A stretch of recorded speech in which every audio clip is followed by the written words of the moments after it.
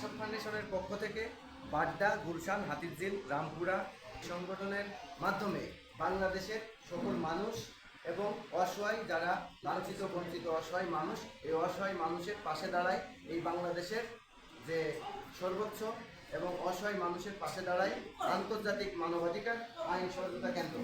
সংগ্রামী বন্ধুরা, আইন সহযোগিতা কেন্দ্র এরা যারা এখানে দায়িত্ব আছে, ফিরোজ সাহেব এবং যারা উপস্থিত আছেন, যারা অসংখ্য মানুষের অসহায় মানুষের আমাদের এই আন্তর্জাতিক মানবাধিকারের একজন যোদ্ধা ফিরোজ সাহেব আছেন, খুবই অসহায় মানুষ আছেন আলতাফ সাহেব, মার্জি, চানমিয়া যোদ্ধা, আজাদুল ইসলাম, বাবুল শেখ।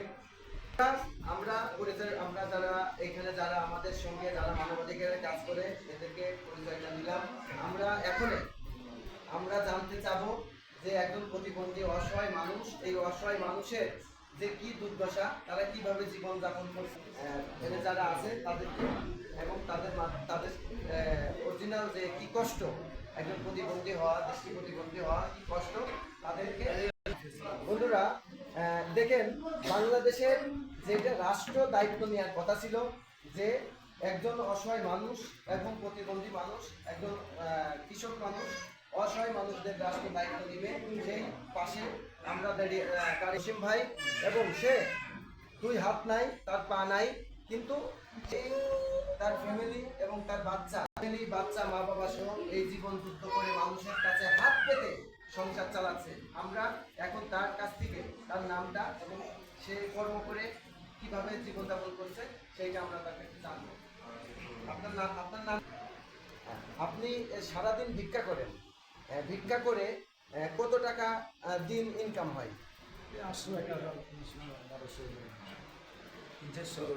500 অথবা 600 এরকম ইনকাম হয়।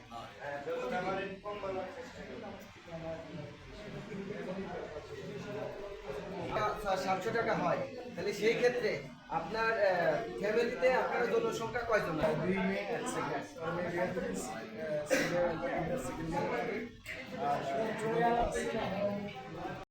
আপনার যে টাকা ইনকাম হয়, এই টাকা যে ইনকাম হয় 800 টাকা, এই টাকায় কি আপনার সংসার চলে? না, খুবই কষ্টকর হওয়ার কারণে আমরা এখানে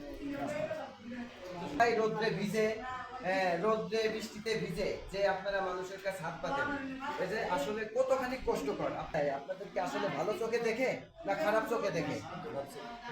বলতে ভালো খারাপ বলতে অনেক সময় দেখা গেছে আমরা অনেক স্যারের সালাম একটা বদলে 10টো দিয়ে বলি, কিন্তু দেখা গেছে উনি সালামের উত্তরই দেয় না। উনি কি মুসলমান না হিন্দু, না আমি মুসলমান না হিন্দু এইটাও বলতে পারি না, কেন উত্তরই দেয় না, কিছু বলার তো দিতে পারে। আপনাদের যে কষ্ট হয়, অনেক সময় দেখা যাচ্ছে যে বিভিন্ন ভাষায় কথা বলে, যে অনেক সময় বলে যে ভিক্ষা করার জন্য তারা 2টা হাত কেটে দিচ্ছে, তখন পা কেটে ভিক্ষা করছে, এরকম কোনো কথা বলে কিনা? প্রায় সময়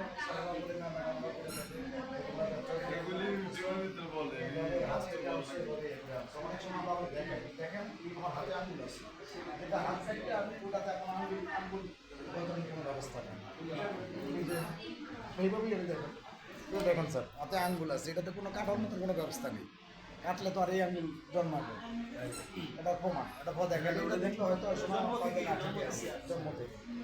দেখেন, আমরা যারা সমাজের বাজে লোক মনে করি, তাদের 2টা হাত নাই, একটা হাতে এই পাশে হাত নাই, জন্মগত অবস্থায় একটা হাত, তারা যে ভিক্ষা করে খায়, তাদের জীবন যুদ্ধ বাজি রেখেই এই ভিক্ষা করে এই মানুষের জীবন সঙ্গী এবং সন্তান সহ তারা যে ফ্যামিলিকে কেয়ার করে, যাতে আমাদের সমাজে আমি যেরকম হাত পাতি, যাতে এই ভিক্ষু আমার ছেলে সন্তান যাতে ভিক্ষা না করে।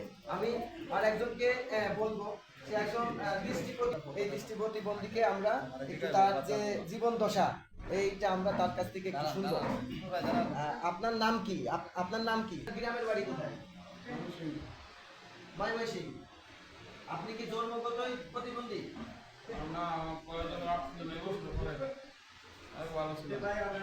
আগে ভালো ছিলেন। এইটা চোখ, আপনার চোখ দৃষ্টি প্রতিবন্ধী কিভাবে, কোত্থেকে এই চোখ আপনার অন্ধ হয়ে গেল? হ্যাঁ,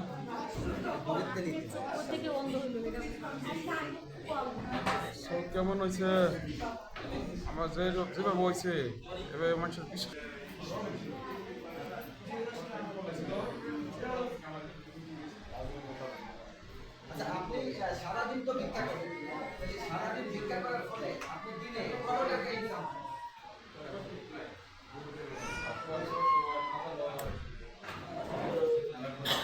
500 টাকা ইনকাম হয়, এই 500 টাকা ইনকাম দিয়ে আপনার কি সংসার চলে? আপনার ছেলে মেয়ে কয়জন? কোনো ছেলে মেয়ে? আপনার কি বাবা মা আছে? বাবা মাকে কি আপনার এটাতে কি কি করতে চান?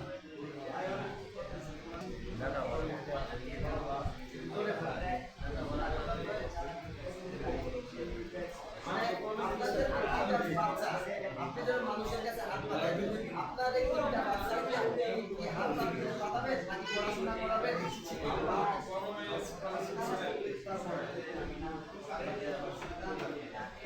আমি তো মেয়ের বন্ধ আর আপনি কি রাষ্ট্রের কাছ থেকে প্রতিবন্ধী কোনো মাসিক কোনো ভাতা পান? মানে 850 টাকা পান, এটা প্রতি মাসে 3 মাস পর পর। বন্ধুরা দেখেন, একটা দৃষ্টি প্রতিবন্ধী হওয়ার কারণে সে দৃষ্টি প্রতিবন্ধী মানে সে কোনো কাজ করতে, দৃষ্টি প্রতিবন্ধী হওয়ার কারণে সে কিন্তু কোনো কাজ করতে পারে না, তার অন্ধকার। তারপরেও রাষ্ট্র তাকে 850 টাকা তাকে ভাতা দেওয়া হয়। এইটা দিয়ে কি তার 3টা ছেলে মেয়ে এবং তারা 2জন 5জন মানুষকে চলতে পারে?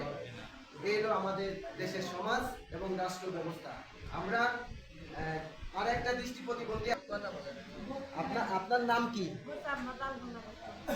আপনার গ্রামের বাড়ি কোথায়? এইখানে থাকেন কোথায়?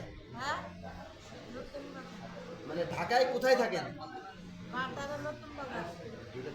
সারাদিনে কি ভিক্ষা করেন?